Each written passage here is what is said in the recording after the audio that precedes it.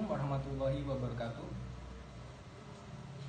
Puji syukur kehadiran Allah Subhanahu wa Ta'ala yang telah memberikan kesehatan jasmani dan rohani sehingga kami dapat menyelesaikan tugas mata kuliah Bank dan Lembaga Keuangan dengan judul Bank Indonesia dan Otoritas Jasa Keuangan. Baik, sebelumnya saya ingin memperkenalkan anggota kelompok terlebih dahulu yang sudah memiliki tugas dan perannya masing-masing. Kami kelompok 4, manajemen 20F. Yang pertama, Barkah Ibnu Ramadan, Desi Triwahyuni, Farah Damayanti, Muhammad Dadi Nurizki, yaitu saya sendiri. Kemudian Muhammad Elki Purnama, Putri Albiana Dewi, Rizky Febrianti, Selvi Febrianti, Syifa Aulia Dewi, kemudian yang terakhir Umul Azizah.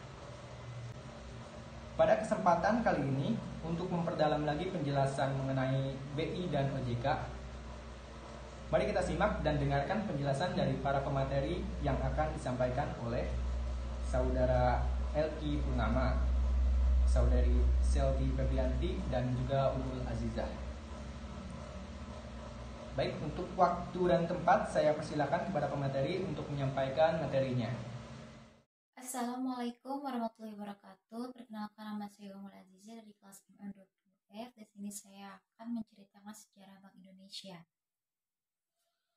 Bank Indonesia adalah Bank Sentral Republik Indonesia, yaitu suatu lembaga negara yang mempunyai wewenang untuk mengeluarkan alat pembayaran yang sah dari suatu negara, merumuskan dan melaksanakan kebijakan moneter, mengatur dan menjaga kelancaran sistem pembayaran, mengatur dan mengawasi perbankan, serta menjalankan fungsi sebagai leader of the last resort yang bertujuan mencapai dan memelihara kestabilan nilai rupiah.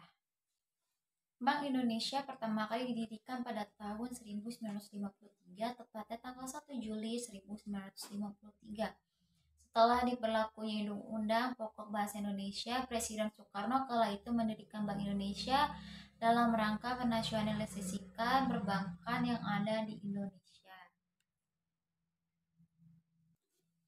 Kronologinya yaitu saat konferensi meja bundar MKMB tahun 1949 yang diadakan di Den Haag memutuskan The Java's Bank sebagai bank sentral. Keberadaan ini bertahan hingga tahun 1942 ketika tentara penduduk Jepang berhasil memaksa pemerintah Hindia Belanda menyerah setelah selama 3 tahun melakukan kontrak senjata. Fungsi Bank Sentral sempat terganggu ketika Netherlands NICA masuk ke Indonesia pada tahun 1945. Saat itu sengaja dibentuk kondisi moneter yang tidak stabil dengan menguasai dan menarik uang yang beredar, khususnya yang invasi pemerintahan Jepang, dan diikuti penyebaran uang NICA. Oleh karena itu, saat konferensi meja bundar terjadi tarik-menarik antara pemerintah Belanda dan pemerintah Indonesia untuk menjadikan masing-masing bank sebagai bank sentral. Namun keputusan final KMB akhirnya menunjukkan The Java's Bank sebagai bank sentral. Tujuan dan tugas Bank Indonesia. Pertama kita bahas tujuan. Tujuan dan tugas Bank Indonesia mencapai dan memelihara kestabilan nilai rupiah yang merupakan single objektif Bank Indonesia. Kestabilan nilai rupiah yang dimaksud adalah kestabilan nilai rupiah bertahap barang terhadap barang dan jasa. Tugas Bank Indonesia, adapun tugas Bank Indonesia adalah pertama, menetapkan dan melaksanakan kebijakan moneter. Yang kedua, mengatur dan menjaga kelancaran sistem pembayaran. Yang ketiga, serta mengatur dan mengawasi Bank Indonesia. Assalamualaikum warahmatullahi wabarakatuh. Perkenalkan, nama saya Muhammad Elki Purnama. Di sini saya akan menjelaskan Otoritas Jasa Keuangan. Otoritas Jasa Keuangan yang merupakan otoritas tunggal di sektor jasa keuangan di Indonesia. Otoritas Jasa Keuangan adalah sebuah lembaga pengawas jasa keuangan seperti industri perbankan, pasar modal, reksadana, perusahaan pembiayaan, dana pensiun, dan asuransi yang sudah harus terbentuk pada tahun 2010. Keberadaan Otoritas Jasa Keuangan atau OJK ini sebagai suatu lembaga pengawas sektor keuangan di Indonesia perlu diperhatikan karena harus dipersiapkan dengan baik segala hal untuk mendukung keberadaan OJK tersebut. Pada dasarnya, undang-undang tentang OJK ini hanya mengatur mengenai pengorganisasian dan tata pelaksanaan kegiatan keuangan dari lembaga yang memiliki kekuasaan di dalam pengaturan dan pengawasan terhadap sektor jasa keuangan. Oleh karena itu, dengan dibentuknya OJK diharapkan dapat mencapai mekanisme koordinasi yang lebih efektif dalam penanganan masalah-masalah yang timbul di dalam sistem keuangan. Dengan demikian, dapat lebih menjamin tercapainya stabilitas sistem keuangan dan adanya pengaturan dan pengawasan yang lebih terintegrasi. Tujuan dan fungsi Otoritas Jasa Keuangan. Undang-Undang Nomor 21 Tahun 2011 tentang Otoritas Jasa Keuangan atau disebut juga Undang-Undang OJK. OJK mempunyai tujuan agar keseluruhan kegiatan di sektor jasa keuangan terselenggara secara teratur, adil, transparan, dan akuntabel, mampu mewujudkan sistem keuangan yang tumbuh secara berkelanjutan dan stabil, serta mampu melindungi kepentingan masyarakat. Sebagaimana diketahui bahwa krisis yang melanda di tahun 1998 telah membuat sistem keuangan Indonesia porak-poranda.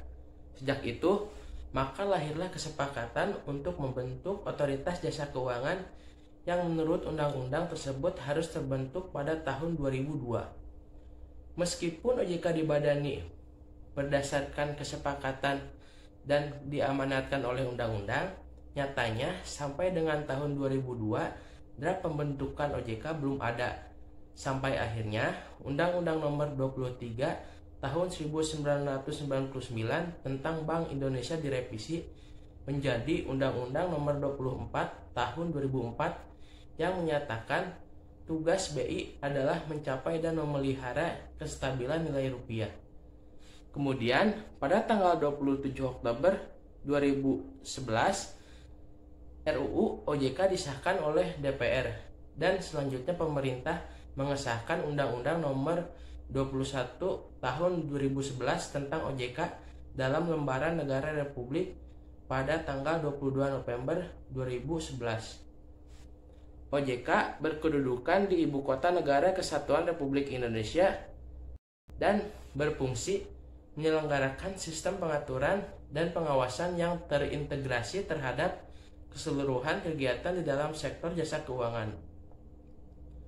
OJK melaksanakan tugas pengaturan dan pengawasan terhadap kegiatan jasa keuangan di sektor perbankan, kegiatan jasa keuangan di sektor pasar modal, dan kegiatan jasa keuangan di sektor perasuransian, dana pensiun, lembaga pembiayaan, dan lembaga jasa keuangan lainnya.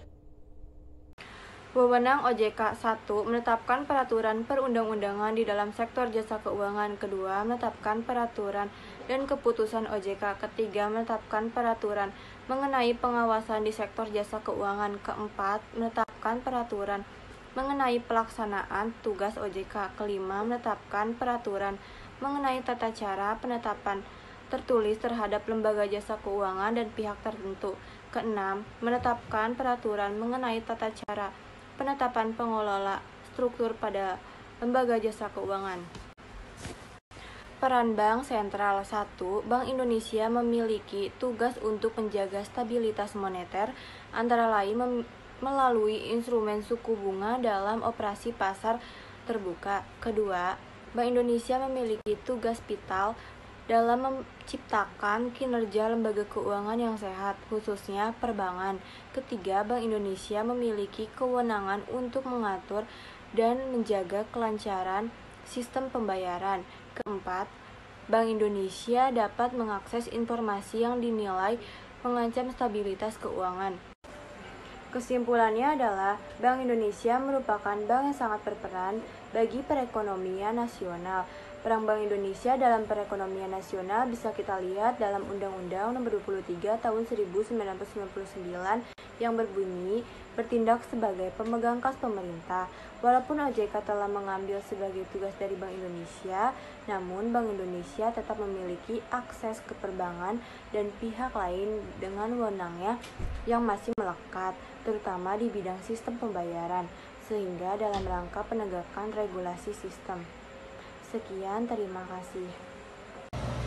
Baiklah, terima kasih kepada para pemateri yang telah memaparkan materinya dengan begitu baik.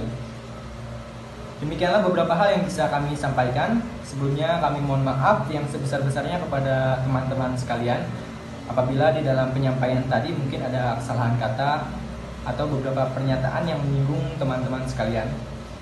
Gimana? Sudah jelaskan mengenai materi Bank Indonesia dan Otoritas Jasa Keuangan? Kalau udah jelas, saya tutup presentasi kali ini.